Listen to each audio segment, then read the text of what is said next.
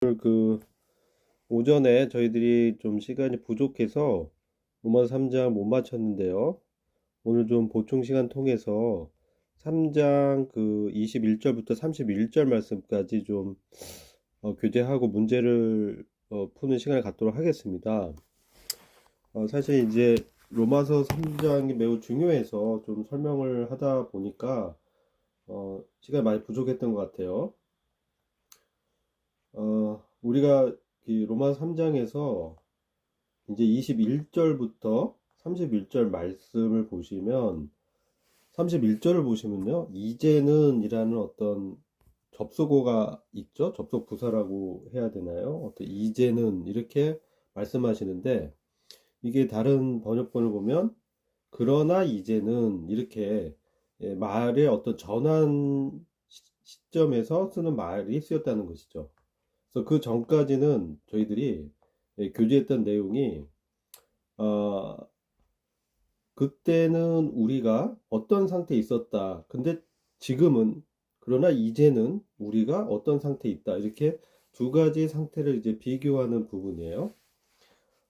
그 이전에는 그때는 우리가 하나님의 진노 아래 있었다는 거죠. 1장 18절 말씀 보면 이제 3장 21절부터는 그러나 이제는 우리가 24절을 보시면 어디 있냐면 위치가 그리스도 예수 안에 있는 구속으로 하나님의 은혜로 값없이 의롭다 하심을 얻은 자 되었느니라 이렇게 말씀하잖아요. 그래서 이제는 우리는 하나님의 은혜 아래 있다는 것이죠. 그래서 3장 그 21절 이전과 이후에 큰 전환점이다 이렇게 보시면 되겠습니다.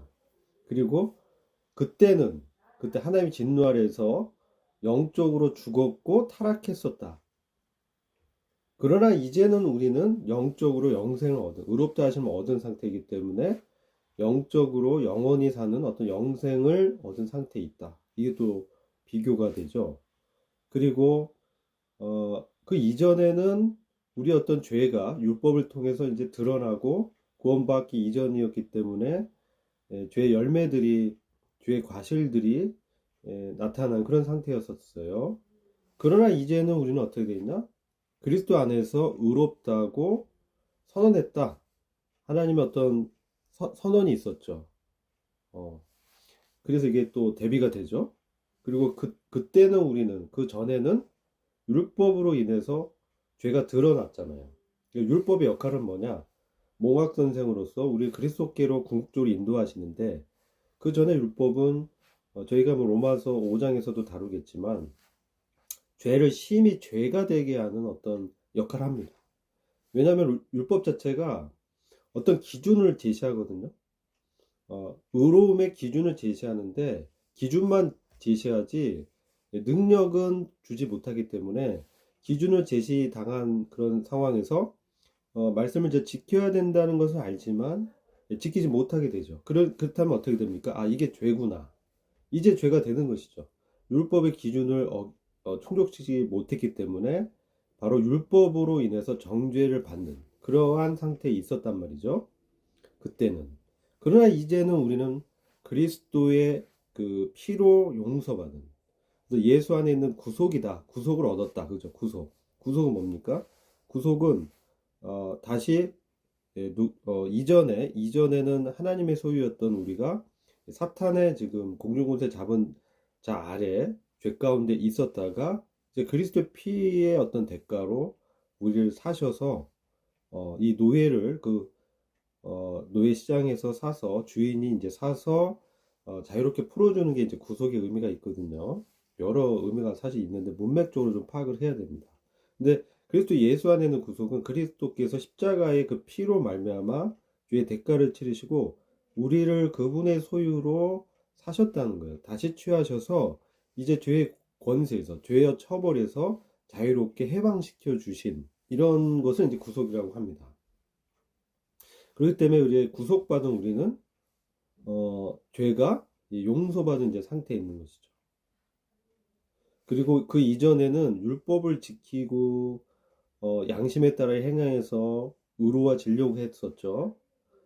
그러나 이 구원이 없었던 상태예요. 의롭지 못한 상태에 있는데 이제는 우리가 어떻습니까? 그리스도 예수 안에 있는 구속으로 하나님의 은혜로 값없이 의롭다 하심을 얻었다. 믿음으로 말미암아 구원을 받았다는 것이죠. 여기서 이제 로마서 3장 21절 이후와 그 이전의 어떤 전환점이 된다. 이 말씀을 이제 저희가 좀 비교하면서 좀 살펴봤습니다. 그리고 오전 시간 때 좀 말씀드렸는데요. 율법 외에 이제 3장 21절 이제 들어가면 이제는 율법 외에 하나님의 한 의가 나타났다. 이렇게 말씀하죠. 그러니까 율법 밖에서 율법으로는 하나님의 의의 기준을 제시하지만 우로워질 수 없었어요. 그런 상태에 있다가 이제 율법 밖에서 이제 하나님께서 그 의로움을 나타나 주셨다는 것이죠. 근데 이것은 사실은 그 이전에 구약 성경에서 율법과 선지자들에게 증거를 받았던 것입니다. 증거를 받았던 것이고, 그래서 이것은 그 아브라함이 하나님의 믿음의 의로 여겼다. 그래서 아브라함이 사실 이제 믿음으로 말미암는 그런 구원을 얻는 의롭게 되는 의롭다 칭함을 받는 그러한 어떻게 보면 믿음의 어떤 선진이죠. 예, 또 뭐 믿음의 조상이다 이렇게 말씀하는 분도 있지만 예, 그가 율법이 있기 전에 사실 율법과 선지자들로부터 하나님의 의를 의롭다 여기심을 얻는 믿음으로 얻는 그러한 은혜를 받은 사람이잖아요. 예, 그래서 율법 이전부터 사실 믿음으로 말미암아 은혜로 구원을 얻는 것은 있었습니다. 그래서 이 증거를 받았어요. 그런데 왜 율법이 갑자기 이제 등장했냐? 그것은 율법을 통해서 어떤 죄가 심히 죄되게 하면서 결국은 그리스도께로 인도받는 모학 선생의 역할로 율법을 주셨다는 것이죠. 그래서 율법을 지켜서 구원 받으라고 주신 건 아니었어요. 그런데 이제 그 이스라엘 민족이 이제 국가로 형성되는 데 있어서 규범도 필요했고 어떤 의로움의 하나님의 거룩을 나타내는 기준도 필요했고 그들을 이제 인도해주는 가이드가 필요했다 이거죠. 그래서 율법을 주셨고 그 율법을 통해서 죄가 심히 죄가 되는 자신의 죄성을 죄로 인식하는 그런 것이 드러나면서 주님께로 오도록 하는 역할을 했다 이거죠. 그런데 이제 22절 보면 곧 그 의가 뭐냐? 하나님의 한 의가 나타났는데 그것은 예수 그리스도가 이제 나타나는 거죠. 예수 그리스도. 그 그리스도를 믿음이란 어떤 방편을 통해서 복음에는 하나님의 의가 나타나서 믿음에서 믿음에 이르게 한다 이렇게 말씀하잖아요. 그 하나님의 구원의 능력이 이제 나타나는데 그게 그리스도를 대상으로 한 믿음이라는 거죠. 그분 예수 그리스도를 이제 우리의 구주와 주로 우리가 믿음으로 영접했을 때 우리에게는 하나님의 의가 이제 주어지고 의롭다 여기심을 받게 되는 이러한 은혜를 얻게 된다는 거죠. 근데 이것은 차별이 없다.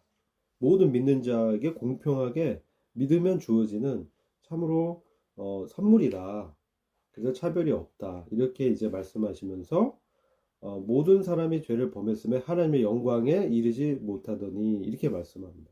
여기서 이 내용은 너무나 잘 아는 말씀이기 때문에 이 하나님의 영광과 죄를 대비시키면서 하나님의 영광이 그러면 어떤 게 하나님의 영광이냐? 사실 여러 가지 견해가 있습니다. 주석이나 이런 걸 찾아보면 여러 가지 견해가 사실 있지만 사실 이제 우리가 신약 교회로서 이 하나님의 영광을 어떻게 이해해야 되냐? 사실 이제 그 창조의 목적으로 회복을 구원으로 본다면 이것은 하나님과 다시 교통할 수 있는 어떤 그런 상태로 회복되는 어떤 그것이 또한 하나님의 영광의 측면으로 분별하는 분도 있습니다. 그래서 이 부분을 그렇게 이제 보시는 분도 있고요. 또 미래적인 사건에서 미래에 신자에게 주어지는 상급 이것으로 또 보시는 분도 있어요. 미래에 하나님께서 그리스도의 심판석에서 주시는 어떤 상급이 이제 하나님의 영광이나 죄와 대비되는 어떤 측면의 영광을 그렇게 보는 분도 있습니다. 그리고 지금 사실 모든 사람이 마땅히 하나님께 영광을 돌려야 되는데 돌리지 이제 못하고 있던 어떠한 상태잖아요. 그래서 이 하나님의 영광은 인간이 도달해야 되는 어떤 하나님의 이상적 기준이다. 이렇게 또 제시하는 분도 있습니다. 그리고 로마서 3장 23절 보면 여기서 우리가 하나님의 영광이라고 했을 때 사실 이제 하나님의 형상으로 우리가 만들어졌잖아요. 그래서 아담이 최초에 이제 지어졌을 때, 창조되었을 때 하나님의 형상, 우리와 같은 형상으로 창조돼서 직접적인 소통을 할 수 있었던 특권이 아담에게 있었다는 것이죠. 그런데 이게 죄 때문에 그러한 특권을 잃어버리고 하나님으로부터 멀리 이제 분리되는, 그래서 이것은 뭐냐면 아담이 원래 받기로 이제 되어 있었던 영광이다. 이게 이제 창조의 목적의 회복의 측면에서 이제 분별하는 분들이에요. 그래서 하나님 영광이 이 에덴 낙원에서 사람이 누려야 됐을 그런 영광스러운 하나님과 교통하고 교제하면서 그런 상태인데 이게 죄가 들어오면서 이걸 상실했다. 이렇게 이제 보는 해석이 있습니다. 과연 그런데 이거 무엇이냐? 이 하나님의 영광이 도대체 무엇이냐? 이것은 이제 여러 분별들이 사실 있어요. 그런데 여기서 이제 우리가 잘 이제 분별을 해야 되겠죠. 다들 어떤 근거가 있는 분별이기 때문에 또 이제 마지막으로 또 제가 소개드릴 하나님의 영광은 하나님께서 부여한 영광인데 그것은 하나님의 인정을 받고 칭찬을 받는 의미에서 이제 높아지는 그런 영광스러운 그런 상태다. 하나님의 이제 축복을 받고 인정받는 그런 상태를 하나님의 영광인데 그것에 미치지 못하는 인간의 상태, 이 죄를 범한 타락한 부패한 인간의 상태와 대비되는 개념이다. 이렇게 이제 얘기할 수 있습니다. 근데 이제 저희가 이 문맥적으로 보면요. 문맥적으로 좀 보자는 거예요. 로마서 3장을 앞뒤 문맥을 이렇게 읽어보면서 그 다음에 24절의 이제 말씀과 그 후의 말씀으로 이 하나님의 영광이 어떤 것을 말하는지 한번 보자. 이렇게 봤을 때 24절에서 바로 이제 제시하는 게 예수 안에 있는 구속으로 우리가 하나님의 은혜로 값없이 의롭다 하심 얻었다. 하나님의 의를 그 의로우심을 선물로 받았다는 것이죠. 사실 아담은 이 하나님의 의가 어떻습니까? 하나님의 의로움이 아담에게 있었나요? 모르죠. 근데 이제 학자들은 이제 없었다고 분별합니다. 왜냐하면 그 아담은 그냥 무죄로 아직 도전받지 않고 시험받지 않는 그 무죄의 상태였지 그가 그 의의를 갖고 있었다라고 말할 수 없다는 것이죠. 그가 범죄하면서 그가 사실 의롭지 못했다는 것이 드러났다. 이렇게 오히려 신학자들은 보고 있습니다. 그래서 이것은 단지 어떤 창조 목적으로만 국한돼서 볼 수는 없다. 그래서 하나님과 어떤 소통하는 특권의 회복, 또 원래 에덴에서 누려야 될 인간의 어떤 축복된 상태, 하나님의 인정, 이것보다는 오히려 우리가 신약교회의 어떤 교회적인 관점에서 이 영광을 좀 봐야 될 필요가 있지 않을까. 이렇게 이제 말씀드릴 수 있습니다. 그래서 이것은 하나님의 그 은혜로 우리가 믿음으로 값없이 의롭게 되었잖아요. 근데 여기서 끝나는 것이 아니라 이 영광이라는 것은 하나님의 임재 가운데서 그 이후에 쭉 전개되는 것은 하나님의 의를 부여받고 하나님의 의롭다 하심을 선언받은 이런 상태에서 출발해서 이건 출발점이라는 거죠. 이게 목적지가 아니라 출발점에서 물론 하나님의 의를 이제 의롭다 하심 여기는 것도 굉장히 은혜의 영광이다 이렇게 표현하잖아요. 은혜의 영광이다. 그러나 우리는 사실 이 로마서가 지향하는 것은 여기에서 멈추는 게 아니라 죄사함에서 거듭남에서 출발하지만 결국은 우리가 그 그리스도 안에 연합돼서 영적으로 죄의 어떤 권세에서 해방되는 성화의 과정에 있잖아요. 그래서 점진적으로 그리스도를 닮아가서 궁극적으로는 몸의 구속을 또 미래적인 주님 오실 때 우리가 몸의 구속을 입어서 그리스도의 공동 상속자로 하나님의 그 왕국에서 천년을 통치하고 또 새하늘과 새 땅에서 펼쳐지는 그 가운데서 새로운 어떤 영광스러운 영생에 들어가는 그래서 결국은 이 분깃을 기업을 그리스도와 함께하는 이게 우리의 교제잖아요. 커뮤니온이라고 하죠. 우리 만찬이 그런 커뮤니온이라는 뜻이 있잖아요. 그래서 하나님과 교제권 안에서 하나님의 아들들로 그가 그리스도를 닮은, 그리스도와 똑같지는 않죠. 우리가 피조 인생이기 때문에 창조주는 될 수는 없잖아요. 그래서 그런 제한은 있지만 우리 안에 이제 하나님의 형상이 이제 완전히 회복이 돼서 죄와 상관없이 정말 그 영광스러운 그 하나님의 왕국에서 그 그리스도와 함께 그 다스리는 그 영광을 분명히 말하고 있고요. 그 이후에 영원한 세계에서 바로 우리가 그 하나님의 아들로 양자로 장자로서 그리스도와 함께 그 영원한 세계에서 함께 영생을 누리면서 그런 그 세세토록 통치한다, 이렇게 계시록에는 표현되어 있습니다. 세세토록 주님과 함께 다스리는 그러한 영광까지도 우리가 볼 수 있다. 근데 처음에는 이제 은혜의 영광을 우리가 받게 되죠. 그래서 십자가에서 나타난, 십자가에서 그리스도의 피를 흘리시고, 그리스도께서 피를 흘리시고 십자가의 구속의 그 사건을 통해서 우리가 사실 하나님의 자녀가 되는 그런 영광스러운 신분을 얻잖아요. 그런데 거기서 나타난 하나님의 영광은 하나님의 긍휼의 풍성하심을 우리가 받아서, 선물로 받아서 누리는 것이죠. 이게 이제 의롭다함을 받는 상태죠. 그리고 우리가 우리의 그 이 땅에서의 삶, 그래서 우리가 이 현재적인 삶도 매우 중요하죠.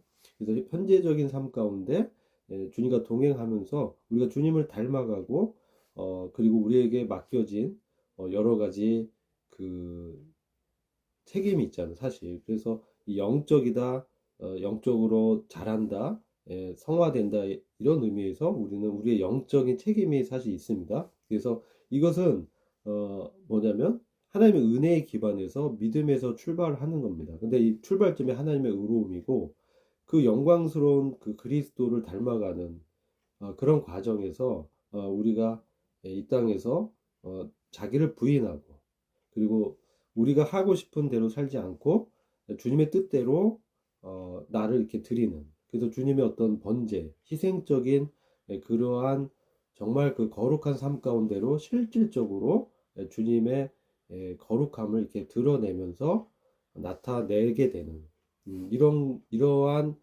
과정에서 우리가 주님을 이렇게 나타내는 장성한 분량이 있죠. 장성한 분량. 그리스도의 충만함에 장성한 분량에 이렇게 이르는 이런 모든 과정에서 우리가 사실은 뭡니까? 우리가 우리의 책임이 사실 있습니다. 그래서 우리가 주님의 이렇게 말씀을 순종하는 그 부분이 있고요. 또 영혼들을 사랑하고 성도를 섬기고 복음을 전하고 교회의 덕을 세우는, 이 교회라는 어떤 공동체를 주셔서 그리스도의 몸을 주셔서 주님과 이렇게 하나된 몸으로 연합돼서 주님이 이제 우리에게 맡긴 지상의 어떤 복음 전도의 사명을 감당하고 교회를 세우는, 이게 참 하나님의 영광인데, 여기서 가장 큰 영광은 무엇일까라고 생각해 보면 성도가 하나됨을 지키는 것이다. 이게 참 영광스럽다는 거죠. 성도의 하나됨을 지키는 거, 연합을 지키는 거.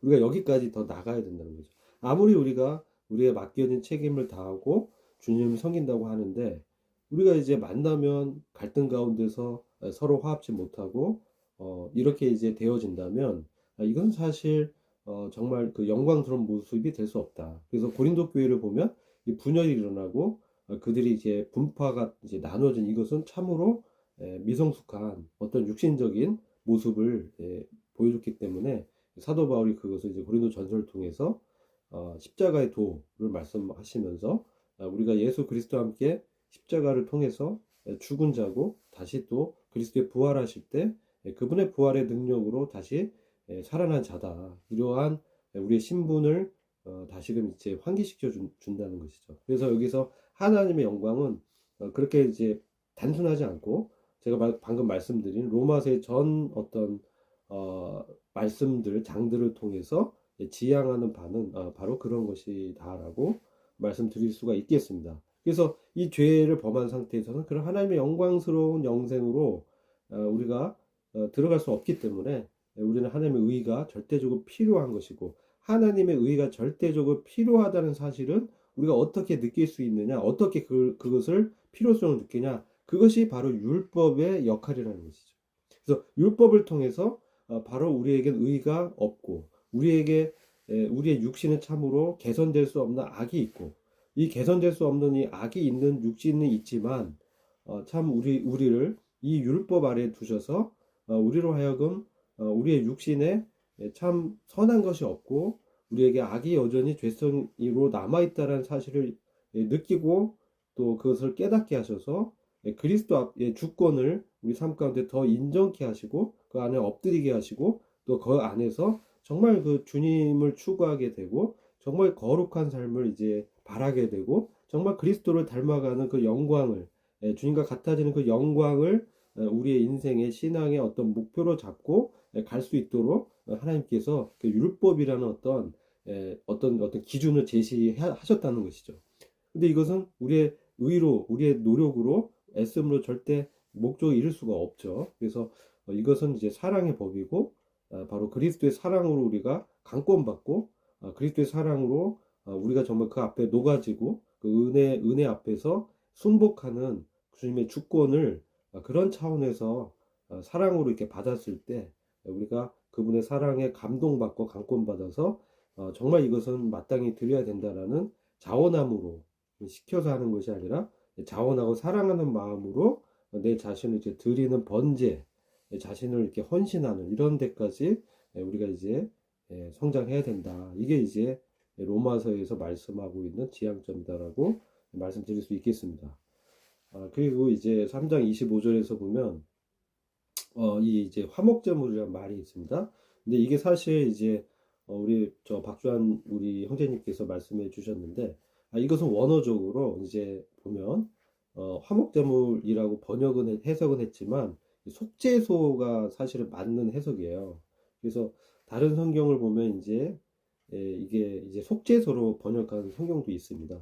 속죄소가 뭔지 아시죠? 그것은 법궤 지성소의 안에 들어가 있는 언약궤 법궤 뚜껑이고 그 양편에 두 그룹 천사가 이제 쳐다보고 거기에 이제 대제사장이 1년에 한 번 들어가서 대속죄일에 피를 뿌려서 이스라엘 민족의 전체 그 민족의 죄를 이제 속죄하는 그 날에 이제 그 언약궤를 덮는 그 뚜껑을 속죄소라고 합니다. 그래서 그것을 이제 시은자라고도 해요. 은혜를 베푸는 자리다. 그런 의미도 있고요. 원래는 이제 그게 원래 원어상 의미예요. 그래서 이 예수를 하나님이 그의 피로 인해 믿음으로 말미암는 속죄소로 세웠다는 거예요. 그 안에서 하나님께서 그 속죄가 되는 그것을 보고 이제 화목하게 된다라는 의미에서 킹 제임스라든지 다른 성경에서는 이제 화목을 위한 제물로 이렇게 이제 바꿔서 번역을 한 것입니다. 그래서 두 가지 의미를 좀 아시면 도움이 될 것 같아요. 원래 원어는 이제 속죄소예요. 그래서 하나님과 관계로 회복하고 화목케 하는 제물로서 주님이 이제 피를 흘리셨지만 속죄의 자리로서 자신을 드렸다는 거죠.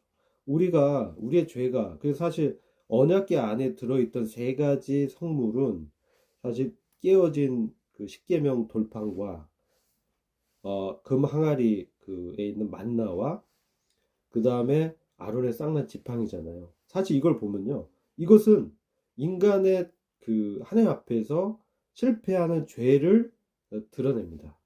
잘 한번 생각해 보세요. 십자가의 두 돌판은 뭡니까? 그들이 모세가 그 십계명을 받으러 산에 올라갔을 때 40일 동안 나타나지 않으니까 백성들이 아론을 이렇게 부추겨 가지고 금붙이 귀금속 모아서 금송아지에 입혀가지고 거기서 뛰놀고 우상 숭배하는 것으로 나타나잖아요.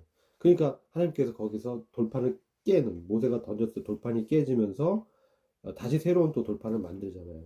그래서 이건 뭐냐, 인간의 그 우상 숭배로 인해서 넘어진 것을 보여주지만 하나님께서 다시 새로운 돌판을 또 만들어 오게 해서 새로운 또 십계명 이렇게 만들어 주시는 걸 보게 되고요. 또 이제 그 만나는 뭡니까?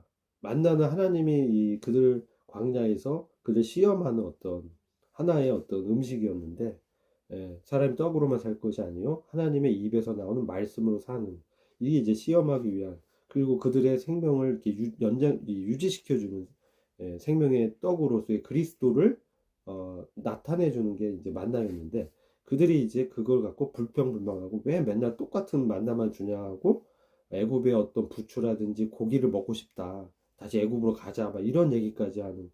그래서 거기에 담겨 있는 어떤 죄가 이제 있었다는 거죠. 그리고 아론의 쌍난 지팡이는 사실은 그 모세와 아론의 권위를 족장도 인정하지 않으면서, 너희들만 하나님의 그러한 종이냐 그러면서 권위에 대한 대적했을 때, 이제 아론, 그 대제사장인 그 아론과 또 그 고앗 자손이 있고 그렇잖아요. 레위 지파의 그 자손들이, 아론도 있었지만 다른 그 일을 하고 있는 자손들이 있었어요. 레위 지파. 그 사람들하고 이제 그 사람들 지팡이와 아론의 지팡이를 가져왔을 때, 아론의 그 지팡이에서는 싹이 났다는 것이죠. 이것은 이제 부활의 생명력, 하나님의 능력과 이 권세가, 그 능력이 이제 아론을 통해서, 대제사장을 통해서 흘러나오는 것이지, 다른 사람들은 그 위치를 지키라는 것이죠. 그래서 그들이 권위에 대적한 범죄를 했다는 것이죠.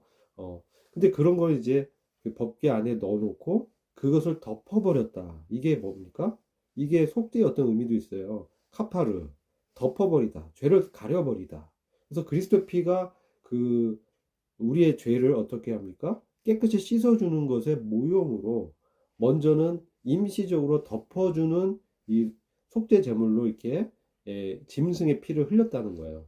근데 이제 주님이 이제 오셔서 지금까지는 과거에 하나님이 길이 참으시는 중에 전에 지은 그런 죄들을 지나치셨다는 거예요. 지나치셔서. 근데 이제 드디어 뭡니까? 왜 지나치셨느냐? 이게 거꾸로 읽어보면, 지금까지는 오래 참으시는 중에 주님이 그러한 어떤 여러 가지 이 제사들을 통해서 예수 그리스도의 그런 희생의 그 자신을 드리신 그러한 희생에 대한 어떤 모형으로 여러 제사를 이렇게 제정해 놓으셨잖아요. 그것들을 통해서 사실 이제 그것을 지나쳐 오셨다. 그러면서 궁극적으로 말씀하고 싶은 거는, 예수님을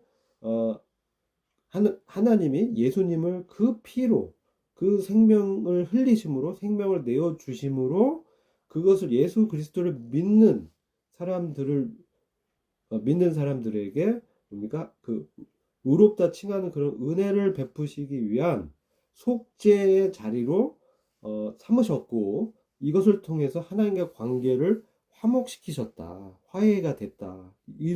그래서 믿는 사람들에게 그 이전까지 오랫동안 이것을 길이 정말 수천 년을 참아 오셨는데, 예수님의 그런 십자가의 구속의 이 사건을 통해서 믿는 이에게는 정당한 하나님의 아들의 피를 흘리신 이 대가를 치르심으로, 이제 그것을 받아들이고 예수 그리스도를 주요 구주로 영접한 사람들에게는 그 믿음을 보시고 의롭다고 선언하시는 이러한 놀라운 은혜를 베푸셨다.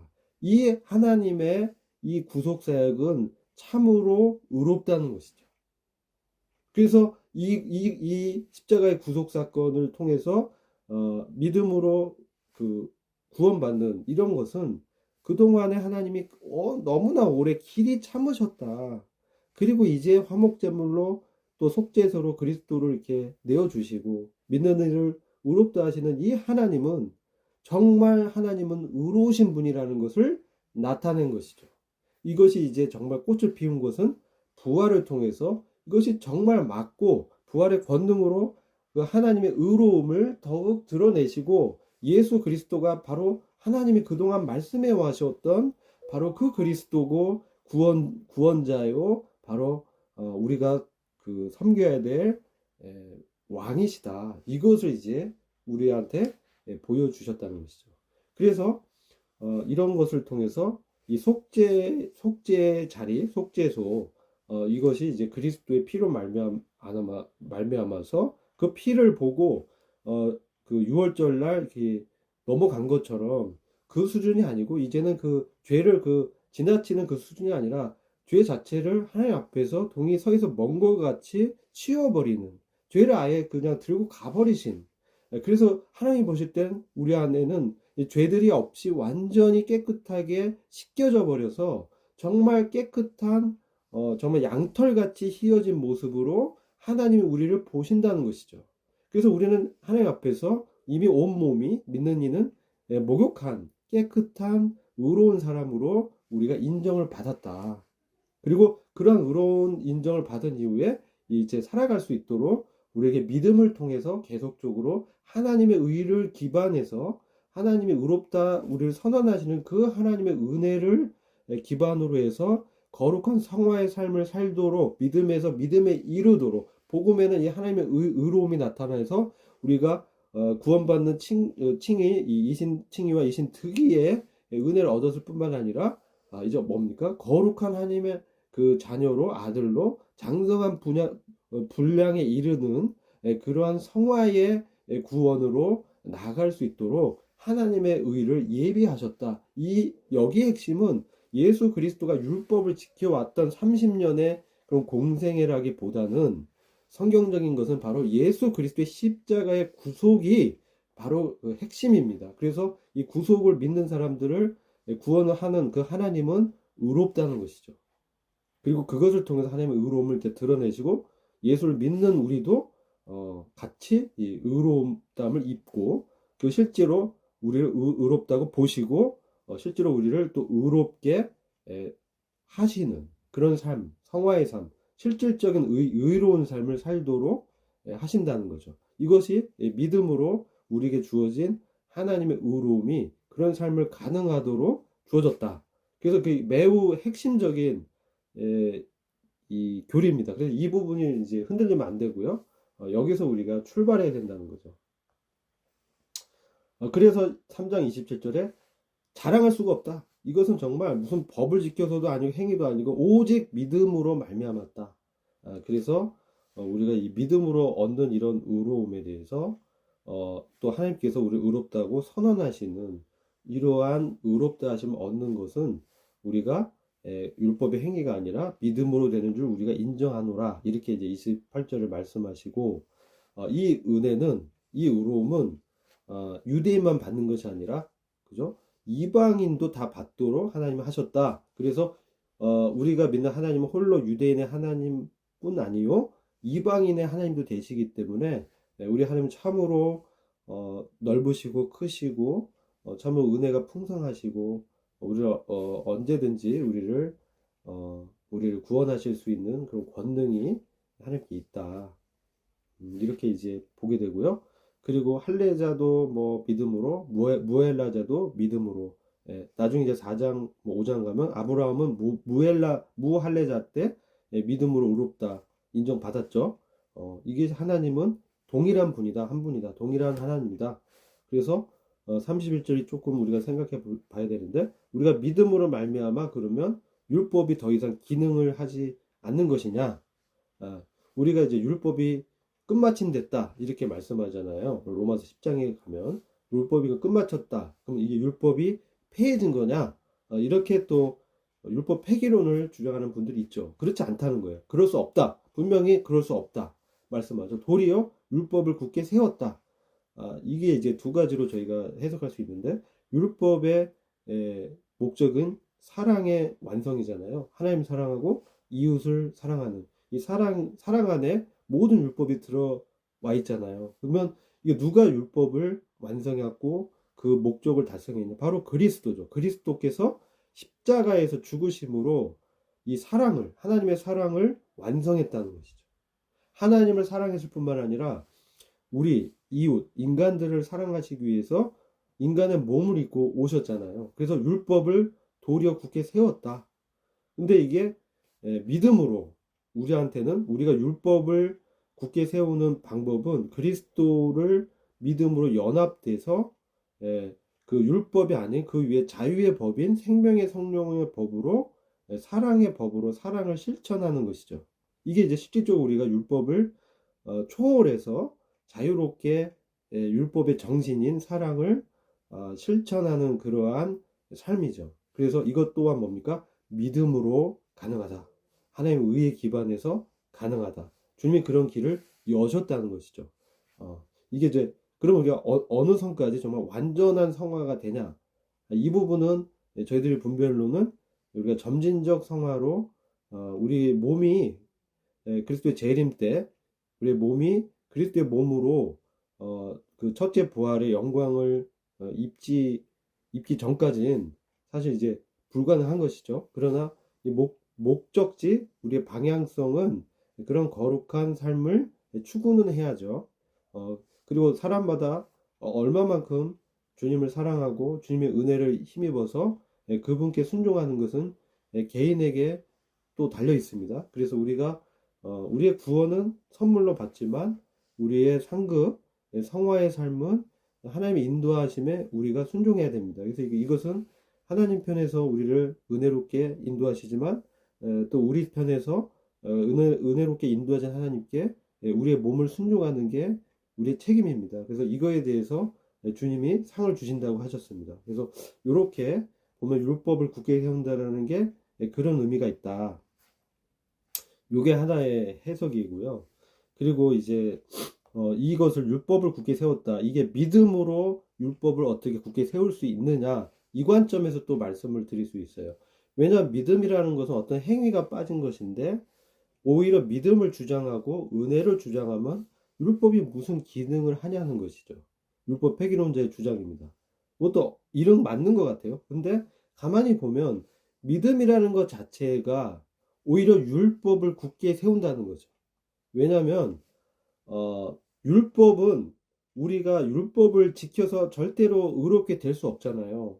또 율법은 사실 그것을 깨달으라고 주어졌는데, 그래서 그리스도께 나아가서 다 두 손 들고 항복하라고 주신 게 율법인데, 믿음이 어떻게 율법의 목적을 굳게 세울 수 있느냐, 율법을 어떻게 굳게 세우냐, 그것은 결국은 믿음이 필요한 것은 우리가 하나님의 의를 얻는 율법의 목적인 의롭게 되는 이것은 기준으로 제시한 이 거룩한 삶은 우리의 행위로는 안 되고 믿음으로 되기 때문에 오히려 믿음의 등장이 믿음이라는 걸 통해서 우리가 그 원리에 따라서 믿음에 이르게 되면서 구원을 받잖아요. 이것조차가 바로 율법의 목적을 오히려 더 굳게 세워준다는 것이죠. 이게 좀 이해가 되시나요? 믿음이 필요한 것은 율법이 거룩하다는 거예요. 율법이 선한 기준이고 율법의 목적인 하나님의 의가 있는데 그 의로운 기준에 도달하기 위해서 율법이 목적지인 하나님의 의에 도달하려면 믿음이 절대적으로 필요하기 때문에 오히려 믿음이 있어서 행위로는 안 됐는데 믿음을 통해서만 율법의 목적이 이루어질 수 있기 때문에 믿음이라는 것은 율법을 폐기한다는 것이 아니라 오히려 율법의 목적을 세워주는 오히려 그러한 어떻게 보면 그런 결과물로 믿음의 어떤 권위가 있다는 것이죠. 믿음의 위치가 그런 것이고 이것만이 하나님께 나아가는 유일한 길이라는 거예요. 우리가 하나님의 의를 얻을 수 있는 어느 누구도 100가지, 600가지의 율법을 모두 지킬 수 있는 사람은 없기 때문에 오로지 믿음으로만 우리가 하나님의 의로움을 얻을 수 있다는 것이죠. 그런 차원에서 오히려 믿음이 율법을 폐기하는 것이 아니라 율법의 권위를 더욱 세워주고 목적을 달성해 주기 때문에 이런 차원에서 우리가 설명할 수 있다. 제가 이제 그것을 우리 카톡방에 좀 올려드렸으니 그것을 한번 참조하시면 되겠습니다. 그리고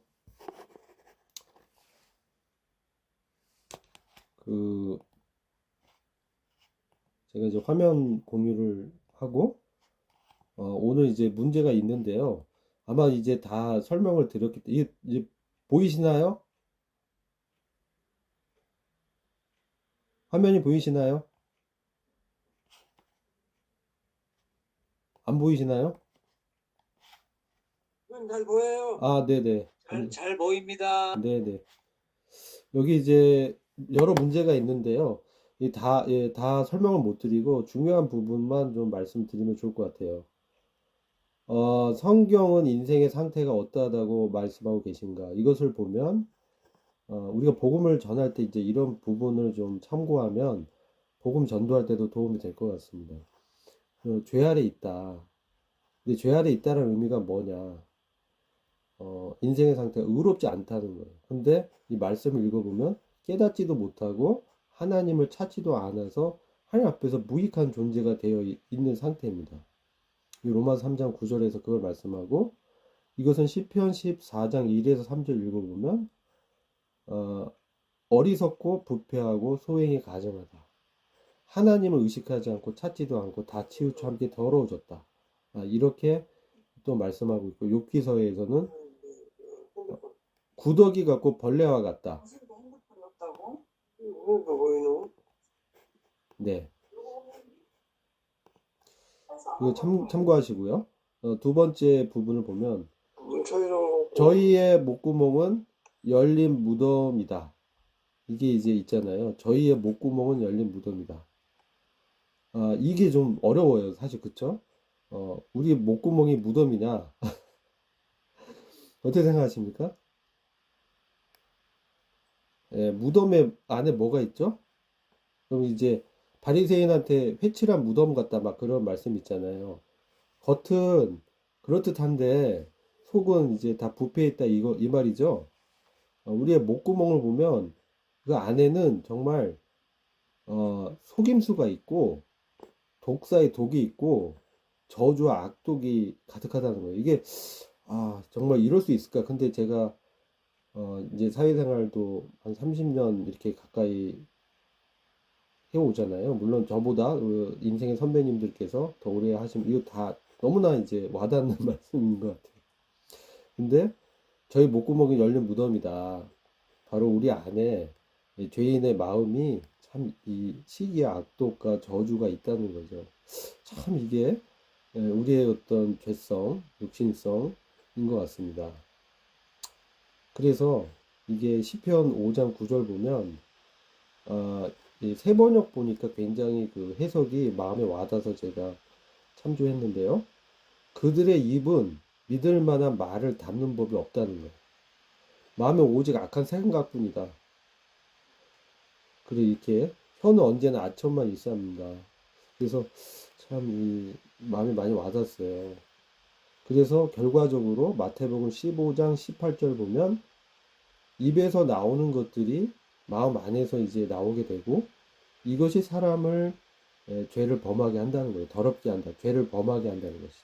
그래서 마음 안에 이런 악한 생각과 이기적인 욕구에서 사람들이 말을 하는 상태를 목구멍이 열린 무덤과 같다. 이렇게 이제 말을 할 수 있겠습니다. 오타가 좀 있는데요. 하나님을 두려움이 없는 자의 결과는 어떻게 되냐? 그게 참, 우리가 이제 세상에 보면 하나님을 두려워하는 자와, 왜 하나님 이제 우리가 무서워서 공포에 떤다는 것이 아니라 이게 경외하는 마음이라고 말씀드렸죠. 여호와를 경외하는. 이런 사람들과 어떤 차이가 뭐냐? 뭐 구분져 가지고 그런 뜻은 아니고, 실제로 하나님을 이제 경외하는 사람들은 어떻습니까? 마음에 어떤 평화가 있고, 그죠? 하나님의 위로가 있는데, 하나님을 두려움이 없고 막 자기를 신뢰하고 육신으로 막 행하는 이런 사람들은 어떻습니까? 마음에 평화가 없다는 거죠. 아무리 돈이 많고 지위가 높아도 그 마음 가운데 하나님을 경외하며 없는 사람은 사실 행복하지 않은 거예요. 참 행복이 없다는 거죠. 이게 이제 우리가 야곱이 바로를 축복한 축복권을 갖고 있었잖아요.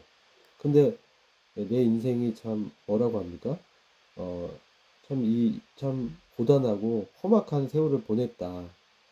그렇지만 하나님의 그 이스라엘로 하나님과 함께 통치하고 하나님과 견주어서 하나님의 은혜를 받은 자로서 야곱 이스라엘은 세상의 왕인 바로를 축복했다는 거고, 그 사람은 그보다 더 높은 하나님의 그 관점에선 더 높은 왕보다도 더 높은, 세상의 왕보다 높은 사람이었다는 거죠. 그래서 저도 이제 이 하나님 두려움이 없는, 이게 참 우리도 믿으면서 하나님 경외함에 대해서 다시 생각해 봐야 될 것 같아요. 우리가 하나님 앞에 경외하는 이것이 저를 포함해서 많이 부족하다는 생각이 많이 듭니다. 참고하시고, 왜 여기 또 4번, 우리 일상생활 가운데 하나님을 왜 두려워하지 않을까요? 어떻게 생각하십니까, 이 부분? 왜 우리는 일상생활에서 하나님을 두려워해야 되는데, 여기 시편 36장 1절, 이게 보면, 이렇게 말씀하고 있어요. 악인의 마음 깊은 곳에 반역의 충동만 있다는 거예요. 반역하는, 우리 김선호 형제님, 이번에 그 청년 복음 집회 때 이 반역죄를 강조 많이 하셨거든요. 이 반역죄. 본질적인 죄의 뿌리는 하나님에 대한 반역이다. 그래서 악인의 마음 깊은 곳에 하나님이 이제 마음에 두기 싫어하고 하나님 마음에 들어오셔서 개입하고 간섭하는 것을 거절하는 거죠. 하나님 주권을 거절하는 이게 있다. 이 충동이 있다는 거예요. 그리고 그의 눈에는 하나님 두려워하지 않는다. 이 죄의 뿌리다. 그래서 하나님 알만한 것을 하나님이 자연의 창조 통해서 보여줘도 찾지도 않고 그것을 들어서 알지만 하나님께 영광 돌리지도 않고 감사하지도 않고 자기를 높이는 아주 교만한 이런 마음이 있어서 참 높아져 있기 때문에 보이지 않는 하나님을 의식하기보다는 보이는 세상의 가치관, 문화를 따르는 것이 더 자연스럽고 쉽게 보이는 거죠. 그래서 우리의 신앙생활 참 좁은 길인 것 같습니다. 그래서 우리가 형제 자매들이 귀하고 오늘 또 침례식 통해서 5명의 새로운 지체가 더해졌는데 우리가 참 놀라운 하나님의 은혜임을 좀 보게 되죠. 그 간증 들었을 때 참 사단의 그 소나기에서 하나님께서 이게 건져내는 과정들이 얼마나 참 놀라운가. 하나님 참 능력의 하나님이시다. 이런 생각이 들었습니다. 그래서 우리가 우리 일상생활에서 참 하나님 두려워하지 않는 하나님을 인정하지 못하는 이 세상 사람들을 사실 이제 불쌍히 여기고 그들은 사탄 마귀의 속임수에 빠져 있다는 거죠. 아무리 설명해도 안 들어요. 제 옆에 이제 같이 사업하는 친구 있는데 설명해도 막 복음 집회 오라고 이렇게 저 전도지도 주고 하는데 안 보더라고요. 그래서 뭐 싸울 수는 없고 이렇게 도전을 하는데 우리가 참 기도가 필요하고 참 하나님께 좀 인도함을 구해야 되겠다는 생각도 많이 하게 됩니다. 이게 이제 호세아서는요, 이스라엘 백성을 이제 음행한 그 고멜과 같이, 그죠? 음행한 여인으로, 간음한 여인으로 이제 보고 있는 하나님의 참 말씀인데요. 그 지식이 없어서 망하는, 그래서 지식이 사실 하나님에 대한 지식이잖아요. 이걸 추구하지 않고 있다는 거죠. 이제 이것을 이제 버려버리면 이스라엘 민족이 내 제사장이 되지 못한다. 제사장 나라로서의 자격을 상실한다는 거죠. 그래서 하나님의 말씀을 율법을 잊었다. 그러니까 우리 참 이게 엄연한 하나님 말씀이죠. 이스라엘 백성이 하나님 율법을 잊어버리면 하나님이 이스라엘 민족의 그 자손들도 잊어버리겠다는 거죠. 참 하나님 질투의 하나님이시죠. 이런 하나님이 거룩하신 하나님의 속성도 보게 되고 행위가 저희로 하나님에게 돌아가지 못하게 하나니 음란한 마음이 속에서 여호와를 알지 못하게 하는 까닭이다. 그래서 그들이 참 그 영적 음행이라고 하죠. 우상 숭배하는 이 땅에 보이는 축복, 재물, 높은 지위 이것을 이제 또 쾌락 이런 것들 추구하는 것이 또 탐심 이런 거 다 뭡니까? 우상 숭배입니다. 그래서 이게 우리에게 이 육신성에서 나타나죠. 그래서 우리가 참 하나님께 엎드려야 됩니다. 이런 부분들. 그러면 우리가 여호와를 알자. 힘써 여호와를 알자. 그의 나오심은 새벽빛같이 일정하니 비와 같이 땅을 적시는 늦은 비와 같이 우리에게 임하시리라. 이 부분을 좀 마음에 좀 깊이 다가오는 말씀입니다. 우리 힘써 알자. 그래서 제자반 좀 참여를 공유해 주세요. 수고하시는 우리 교사 형제님도 계시고 또 훌륭하신 우리 성도님들이 좀 같이 갔으면 좋겠어요. 그래서 이런 부분들 좀 기억해 주시고요. 율법은 우리가 어떤 역할을 하냐? 아까 이제 충분히 말씀드렸죠. 모학 선생을 초등교사라고 합니다. 모학 선생. 처음에 이제 어릴 때 가르쳐준 가정교사 같은 역할을 해서 그 뭡니까? 그 그리스도께로 인도하는, 결국은 그리스도께로 인도하는 게 목적이죠. 그래서 자력으로는 말씀 지킬 수 없다. 영적, 도덕적 무능력함을 깨닫게 해서 그 율법이 어떤 선 기능이 있어요. 그래서 우리가 막 율법을 너무 터부시 하면 안 되죠. 우리 모세의 오경을 지키자는 건 아니고 하나님의 말씀을 좀 지키고 경외하면서 순종을 하려고 하는 사람들이 결국은 자기의 어떤 무능력을 더 빨리 깨닫죠. 빨리 깨닫고 하나님께로 더 빨리 돌아옵니다. 그래서 율법의 순기능이 있긴 해요. 그렇지만 우리의 구원은 사실 이제 믿음으로만 된다라는 것도 분명한 거고요. 그래서 율법의 역할을 우리는 알면서 율법을 너무 그 하등한 법이다 이렇게 또 하면 안 되죠. 율법은 1.1핵이라도 없어지지 않는 하나님의 거룩을 제시하는 그런 말씀이죠. 그래서 역할이 분명히 있습니다. 율법 아래에 있는 자들에게는 그들의 입을 막게 한다는 거예요. 로마 3장 19절 보면. 그래서 심판 안에 가두어서 하나님의 심판 아래 가두어서 어떻습니까? 하나님 국류를 구하도록 역사하는 거예요. 하나님 왜 모든 사람들을 불순종 가운데 가두어뒀냐? 그 율법 아래 가두어뒀다는 얘기거든요. 몸을 갖고 있기 때문에 율법을 지킬 수 없잖아요. 그러면 불순종하게 되거든요. 그럼 그렇게 가둬둔 이유는 긍휼을 베풀어서 구원의 필요성을 느끼게 해서 하나님께로 그리스도께로 돌아와서 회개토록 하기 위해서 그렇게 하셨다는 거예요. 율법 아래 두었다는 거. 그래서 이게 우리가 잘 알고 우리 모임이 은혜를 강조하고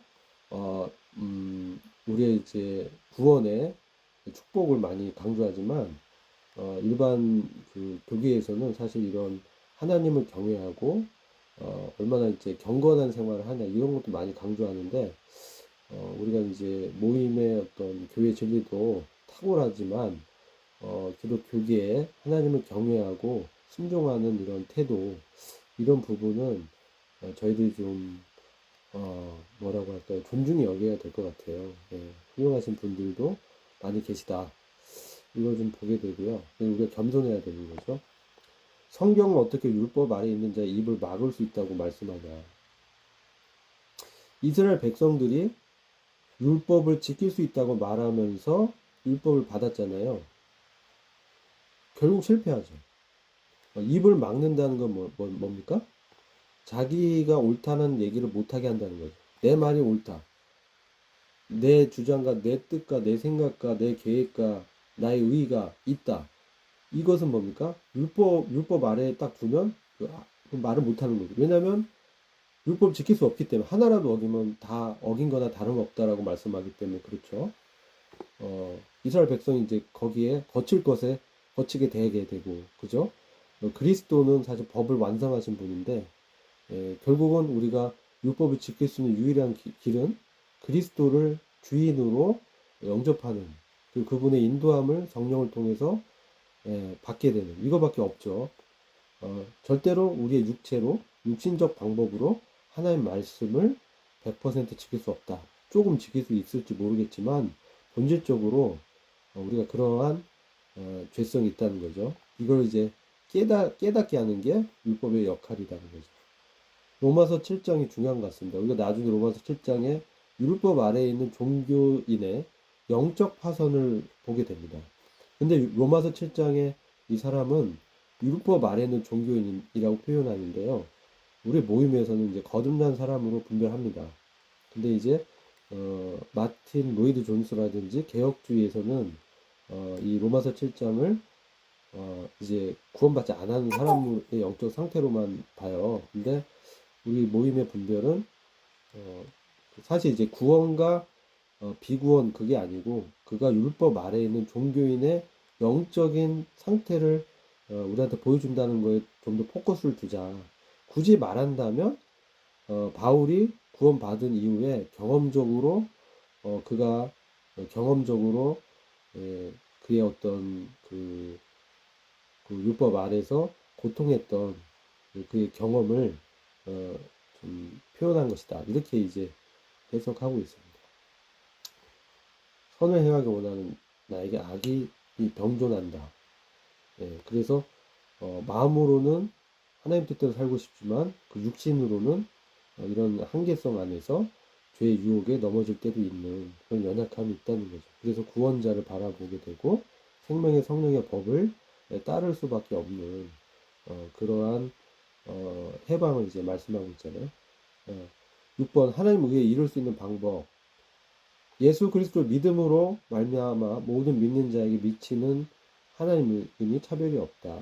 그래서 하나님의 의를 얻고 그 의에 도달할 수 있는 방법은 뭐겠습니까? 그 믿음이죠, 믿음.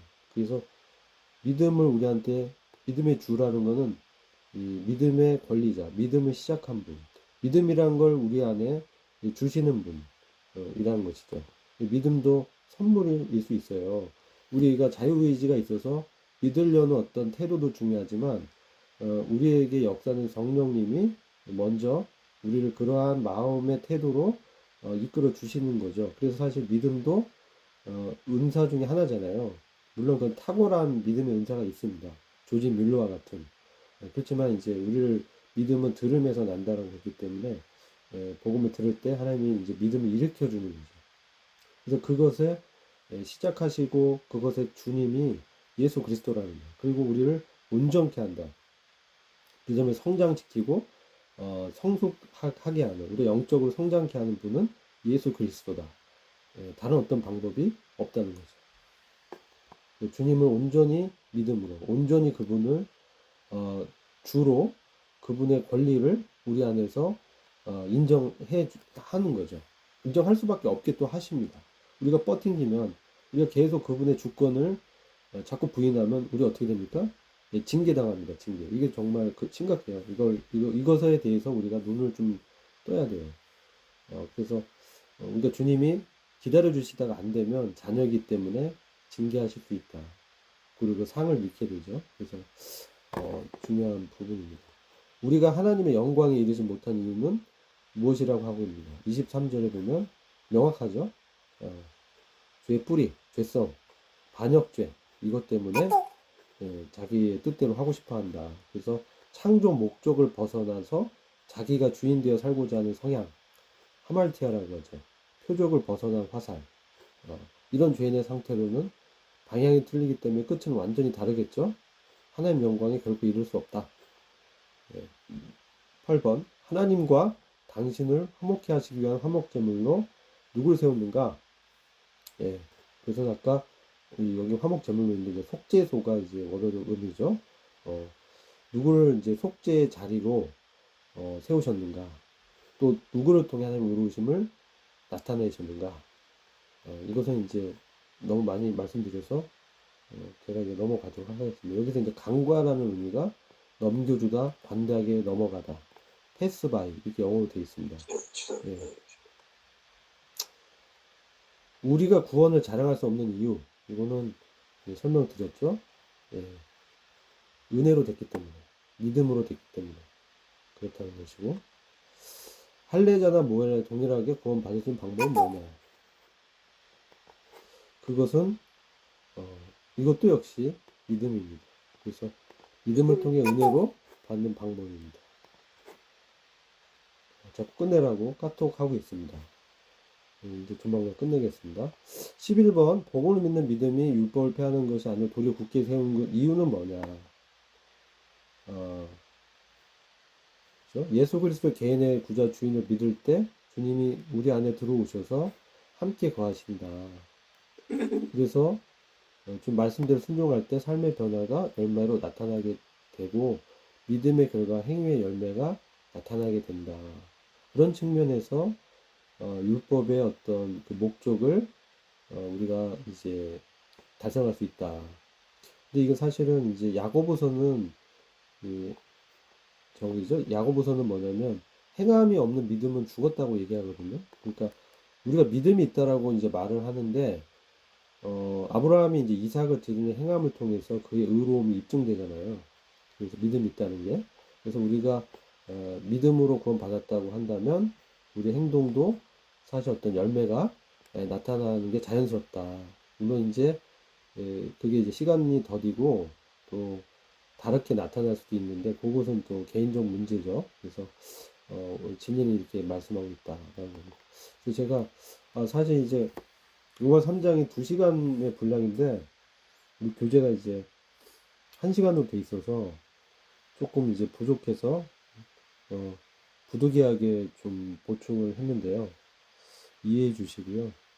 근데 로마서는 저희들이 좀 자세히 좀 배울 필요가 있어서 가능한 좀 충실하게 좀 전달하려고 하다 보니까 시간이 좀 많이 드는 것 같아요. 좀 양해를 부탁드리고요. 혹시 이제 우리 이 같이 교제한 내용 중에 좀 말씀하실 거나 좀 이렇게 생각해 볼 문제가 있다. 좀 말씀해 주면 좋겠어요. 이제 끝내려고 하는데 끝내기 앞서서 그런 부분을 말씀해 주면 저희가 이제 다음 시간 때 좀 반영해서 말씀을 이제 드리거나 다른 방법을 통해서 할 수 있을 것 같습니다. 성경동 보는데 네, 이 로마서 너무 중요한데 네, 우리 성경 공부 이렇게 하겠다라고 하는 사람들이 네, 많이 해서 안 듣는 것 같으니까 네, 이걸 뭐 강제로 어떻게 할 수는 없는 거지만 좀 한번 좀 충실하게 했으면 좋겠다 네. 이런 말을 좀 했으면 좋겠어요. 뭐 주보나 그거 광고 와서 시간에요. 예, 예. 오늘 이렇게 와서 들을 수 있는 분들은 들었으면 참 좋겠는데 너무 와서 안 들어요. 네, 근데 그런 분들이 정말 이렇게 믿음 안에서 장성한 분량에 안 이른다는 얘기 아니라 그래서 이게 한번 하기로 했으면 약속을 지켜야 되는데 하나님 앞에서 약속한 거잖아요. 근데 그게 듣고 싶으면 듣고 말고 싶으면 말고 그렇게 마음대로 하면 안 되니까 네, 좀 따끔하게 좀 이야기 좀 했으면 좋겠어요. 네. 광고 시간 때 좀 광고를 좀 해야 되겠네요. 네, 알겠습니다. 박조한 형제님, 그 목소리가 안 들리십니다.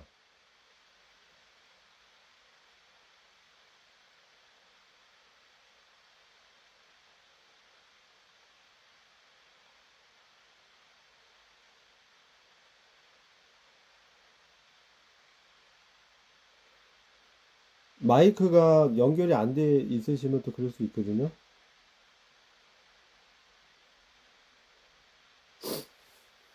이제 들립니까? 네네,